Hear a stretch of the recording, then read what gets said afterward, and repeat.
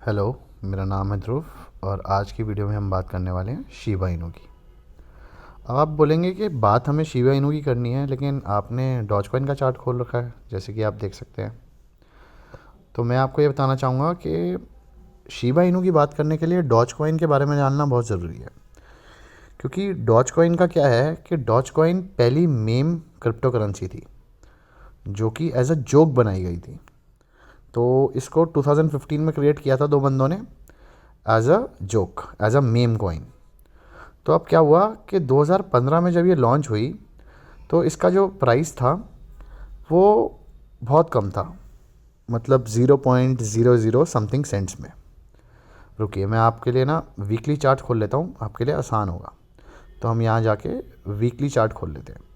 तो जैसा कि आप देख सकते हैं इसका जो प्राइस था, ये देखो 0.022 सेंट्स एंड मतलब यहाँ पे आप देखेंगे तो 0.0346 की यहाँ पे लाइन खींची है। और इसका जो प्राइस था ये पिछले कुछ टाइम से ऐसे ही चल रहा था। देखिए 0.0011, 0.0055 टॉप बनाया इसने अपना। और ये सारी बात है 2020 की, जैसे कि आप देख सकते हैं यहाँ पे। तो अब हम बात कर लेते हैं 2021 में क्या हुआ। अब 2021 में अराउंड आप देख सकते हैं जनवरी 2021, 11 जनवरी 2021 में इसने थोड़ा अप डाउन होना शुरू किया, जैसे कि आप देख सकते हैं। ठीक है, अब यहाँ पे सबसे इम्पोर्टेंट फैक्टर आता है और उसका नाम है एलन मस्क। अब फेब्रवरी से एलन मस्क ने ट्वीट करने शुरू कर दिए डॉज कॉइन के बारे में। मैं आपको दिखाता हूँ। जैसे जो 4 फरवरी को एलन मस्क ने ट्वीट किया, Dogecoin is people's crypto.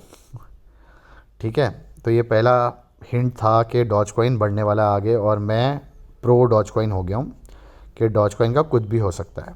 ठीक है, उसके बाद इसने 10 फरवरी को फिर से ट्वीट किया कि bought some Dogecoin for Lil X. Lil X का मतलब है कि उसके बेटे के लिए।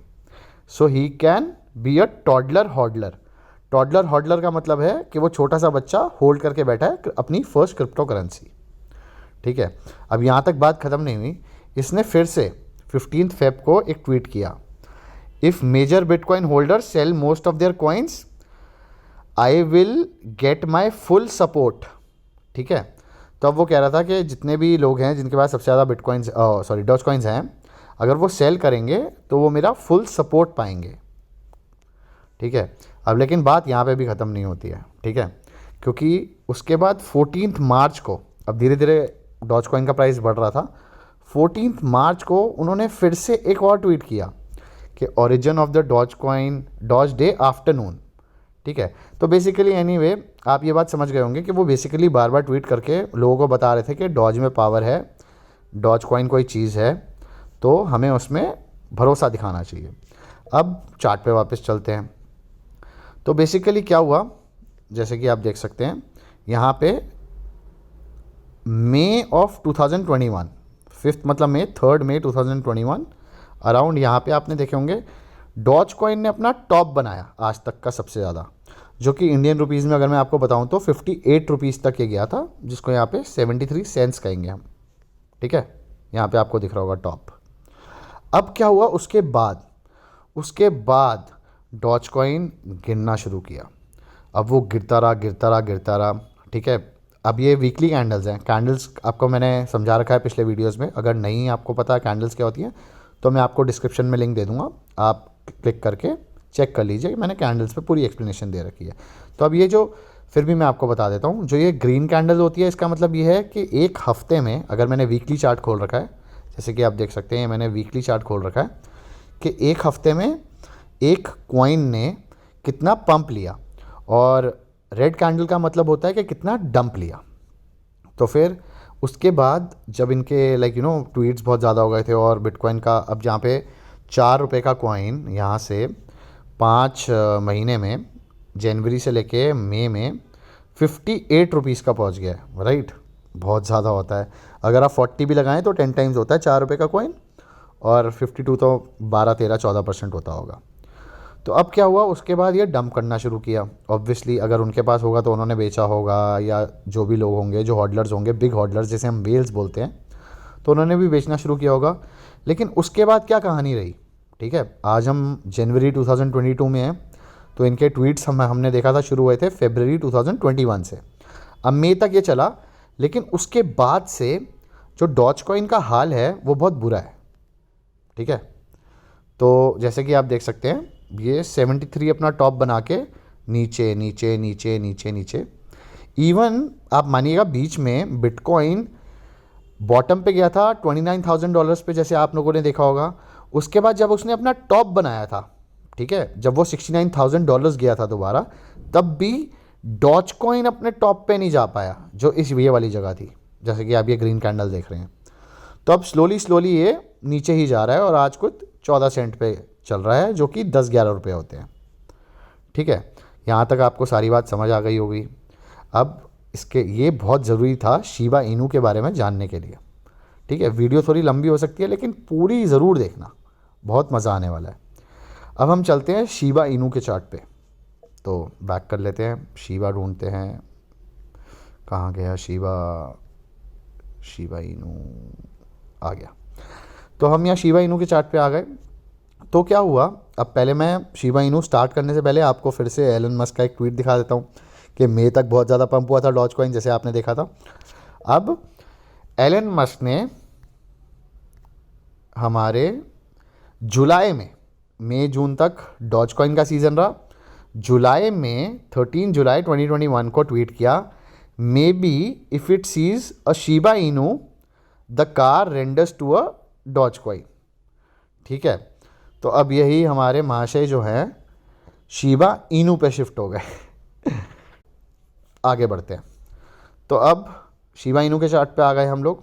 तो आप देख सकते हैं शिबा इनू का ये वीकली चार्ट है, ठीक है, क्योंकि अभी ये 2015 में लॉन्च नहीं हुआ था, ये 2021 में लॉन्च हुआ था, तो इसका वीकली कैंडल्स जो हैं बड़ी कम है।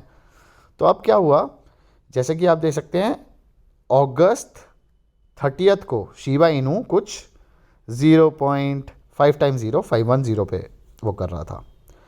अब क्या हुआ, हमारे जो इथीरियम के को फाउंडर हैं विटालिक ब्यूटेरिन, उन्होंने क्या किया, जब शिबा इनू लॉन्च हुआ था तो उनको 51% ऑफ शिबा इनू के टोकन्स भेजे गए थे, ठीक है, एज अ गिफ्ट के वो होल्ड कर लेंगे और वो बेचेंगे नहीं और वो कुछ करेंगे नहीं, उनको उसका कोई काम नहीं होगा, और ये धीरे धीरे प्राइस इंक्रीज़ करेगा और वो बर्न कर देंगे, ठीक है।